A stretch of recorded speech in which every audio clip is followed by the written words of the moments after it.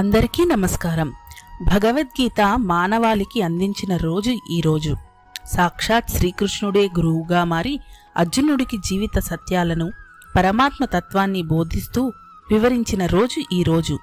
మార్గశిర శుద్ధ ఏకాదశిని మనం గీతా జయంతిగా జరుపుకుంటాం. గీత అనే రెండక్షరాలు సర్వసంగ పరిత్యాగానికి, ఆత్మ సాక్షాత్కారానికి ప్రతీకలు. ఈ పరమ రహస్యాన్నే గీతాశాస్త్రము ఉపదేశిస్తుంది. మానవ జీవితం ఎంత సంక్లిష్టమైనదంటే ఎన్నో ఊహలకు అందని సమస్యలు పుట్టుకొస్తూ ఉంటాయి. అలాంటి సందర్భాలలో మనతో పాటు చుట్టూ ఉన్న సమాజాన్ని కూడా సక్రమంగా నడిపిస్తూ మానవ జాతి సుదీర్ఘ కాలంలో సంతోషంతో మనశ్శాంతిగా ఉండాలంటే ఎలా జీవించాలనేది మన సనాతన ధార్మిక జీవన విధానంలో ఎప్పుడో చెప్పారు. మన ధర్మాన్ని మనం స్పష్టంగా ఆచరించాలి. ధర్మం విషయంలో అటువంటి స్పష్టతను ఇచ్చేదే భగవద్గీత. దానితో ద్వైతీ భావం పటాపంచలమవుతుంది.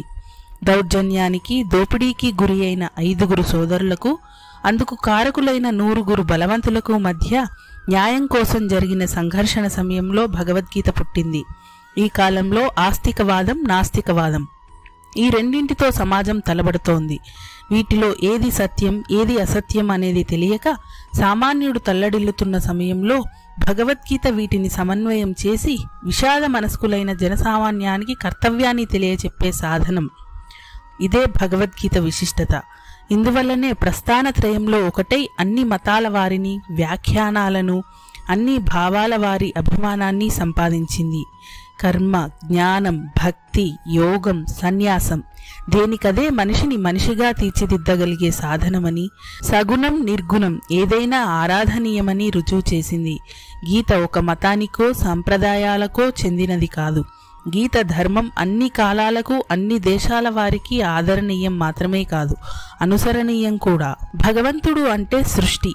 సృష్టిలోని ప్రతి అణువు భగవంతుడే. భగవత్ అర్పణ చేయడం అంటే ఏ సృష్టిలో తాను జీవిస్తున్నాడో ఆ సృష్టికి ఎలాంటి ప్రతిఫలం లేకుండా అర్పించడమే. ఇదే నేటి సామాజిక స్పృహ అర్థం.